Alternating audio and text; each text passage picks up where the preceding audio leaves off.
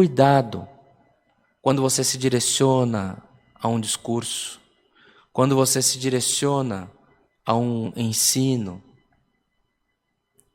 Porque se você achar que você é maior do que os teus irmãos, você nunca vai conseguir crescer além do que você está.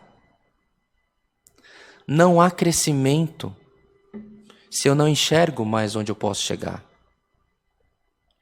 Se eu chegar num ambiente e achar que eu sei tudo, que eu conheço de tudo, que as minhas vontades têm que ser atendidas porque eu tenho maior entendimento das coisas, e não ouvir, acabou para mim, irmãos. Eu cheguei no meu limite. Hoje o Senhor está preparando-nos para que o Senhor cumpra as palavras dele nas nossas vidas. Nós temos que preparar o nosso coração.